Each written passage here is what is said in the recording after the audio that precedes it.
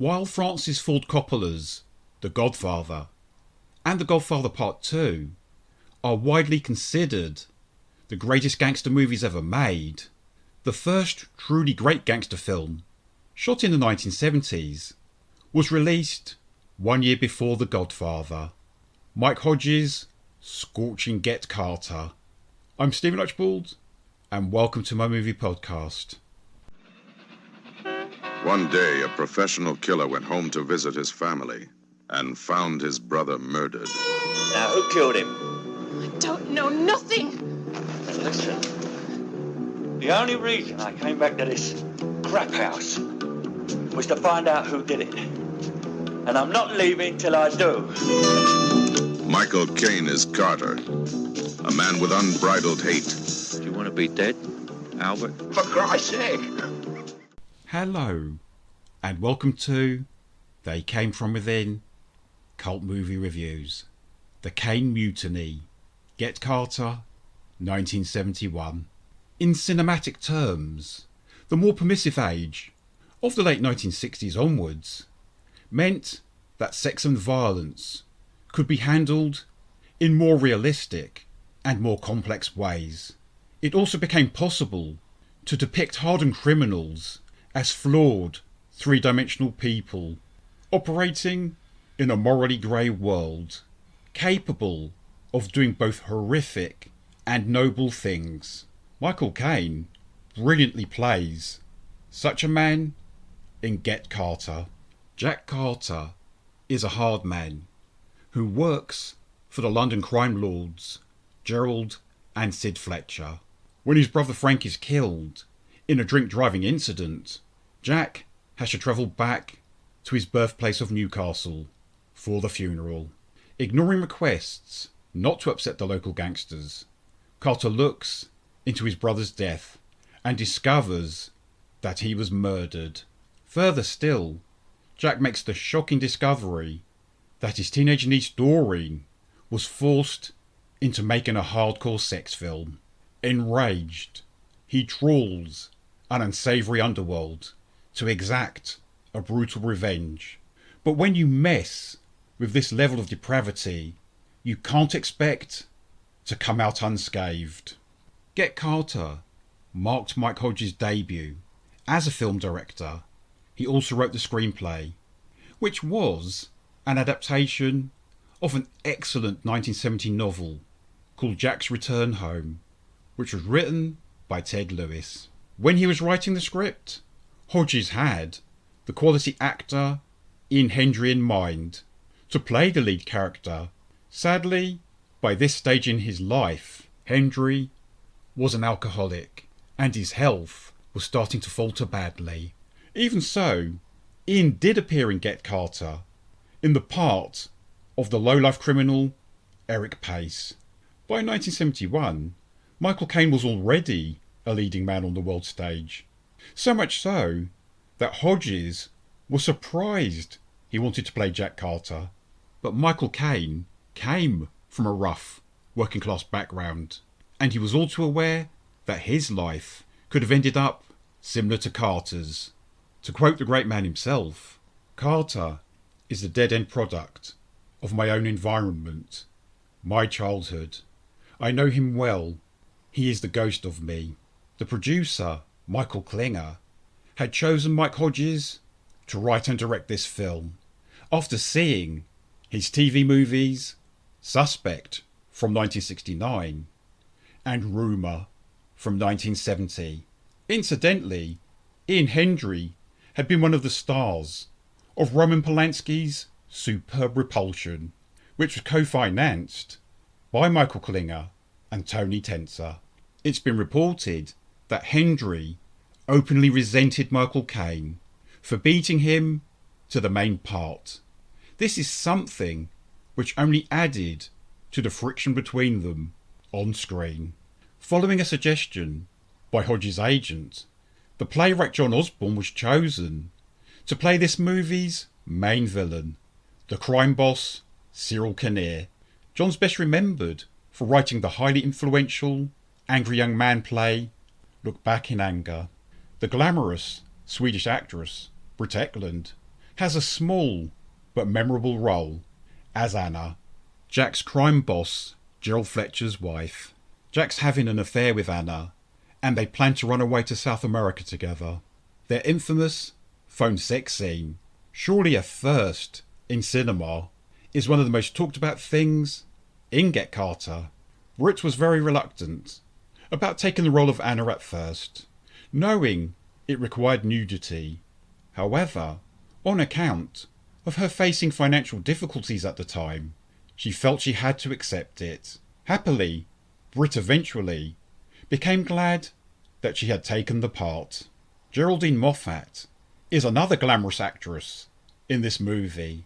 She portrays a seductive woman called Glenda, who drives a snazzy white Sunbeam Alpine and mixes with the local gangsters. It's after a sexual encounter with Glenda that Jack learns about Doreen's squalid experiences. You knew what I'd do, didn't you, Old? Christ, I didn't kill him. I know you didn't. When a professional killer hates, he turns animal. And there becomes but one law in the underworld jungle. Get Carter. The 16-year-old Doreen Carter was played by the 26-year-old actress Petra Markham. The dodgy businessman Cliff Brumby is one of Jack's main adversaries. Brumby was portrayed by the solid British actor Brian Moseley, who's best remembered here in the UK for playing Alf Roberts on the soap opera Coronation Street.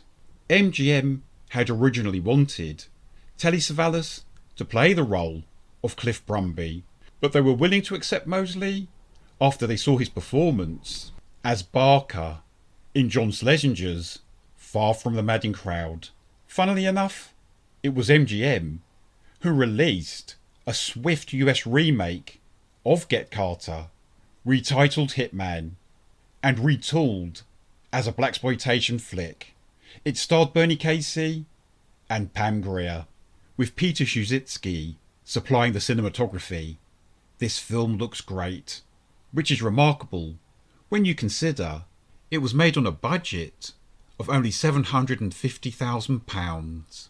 A mere £450 was allocated to the film score budget.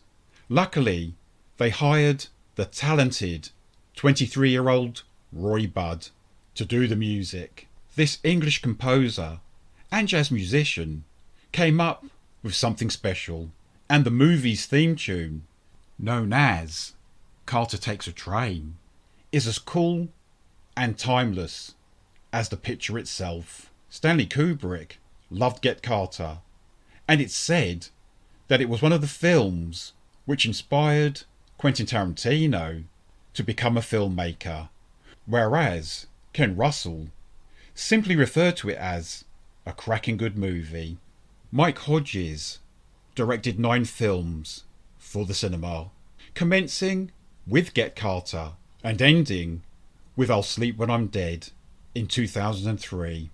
The fact that he had worked on the respected current affairs programme World in Action helps to explain why Get Carter has a realistic, documentary-like appearance.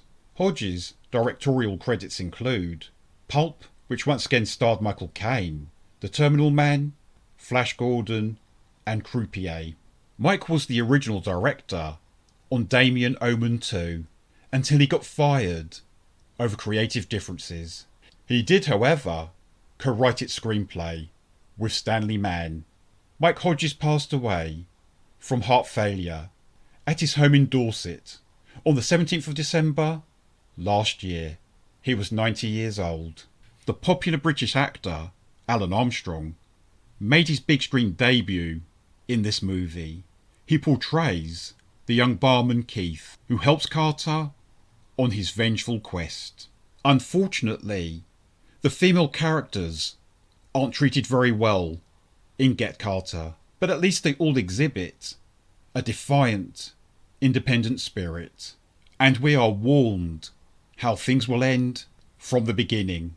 when we see that Carter is reading Farewell My Lovely on the train to Newcastle, and due to the fact that his killer is sitting in one of the seats opposite him.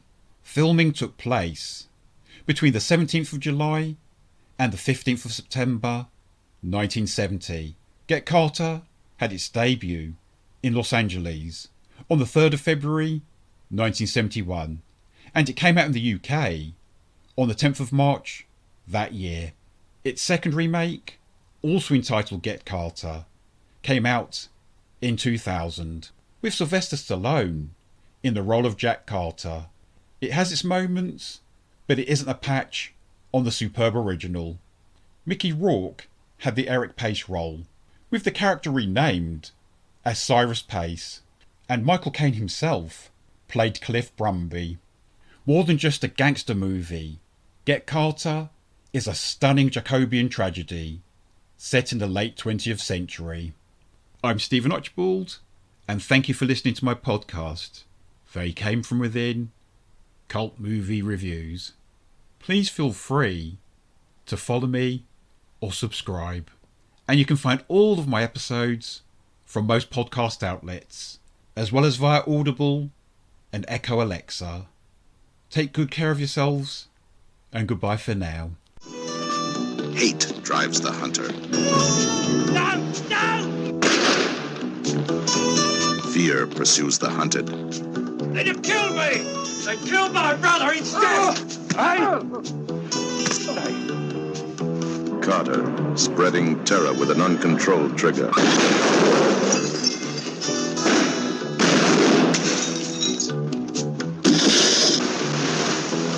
Carter was a killer by profession. Now he is a killer by instinct. Goodbye!